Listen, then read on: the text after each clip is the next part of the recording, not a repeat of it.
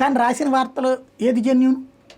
అంటే పత్రికల్లో వార్తలు వస్తున్నాయి, దాంట్లో సేఫ్ గేమ్ అనుకుంటున్నారు, కానీ స్థానికంగా ఉన్నోడికి తెలియదు అది ఎంత భయభ్రాంతులు అనేది. నాయకులు ఇప్పుడు కేతిరెడ్డి అక్కడ ఎమ్మెల్యేగా ఉన్నంత కాలం ప్రభాకర్ రెడ్డి ఏమన్నా ఊరు వదిలి వెళ్ళాడా? దర్జాగానే ఉన్నాడు కదా. అస్మిత్ రెడ్డి అక్కడే ఉన్నాడు కదా. ఎవరికి ప్రాబ్లం ఇంకా అక్కడ? వాళ్ళు అక్కడే ఉన్నప్పుడు వీళ్ళని ఎందుకు నీరు? పెద్దిరెడ్డి ఉన్నప్పుడు అక్కడ ఉన్న తెలుగుదేశం నాయకుడు ఎక్కడికన్నా పారిపోయాడా? అక్కడే ఉన్నాడు కదా.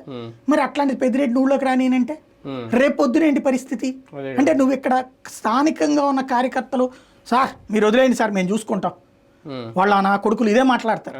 నా కొడుకులు మావులోళ్ళు కాదు సార్, ఒక్కొక్కడికి ఉచ్చబోయిస్తాం, నేల మీద రాయిస్తాం, నేల నాకిస్తాం, ఇట్లాంటి మాటలు ఏవో చెప్పారు. ఆ రోజున ఎలక్షన్లో అధికారంలోకి రావడం కోసం కానీ అన్నారు. ఇప్పుడు వాళ్ళు చంద్రబాబు కొంచెం కంట్రోల్ చేద్దామని ప్రయత్నించగానే జ్యోతిలో రాస్తారు ఈ అధికారిని మళ్ళీ ఎందుకు తీసుకున్నారు, ఇది ఎందుకు తీసుకున్నారు. ఇప్పుడు ఒక డివిజన్ని పత్రికలు సృష్టిస్తున్నాయి, ఆ ట్రాప్లో ఆయన పడుతున్నారు.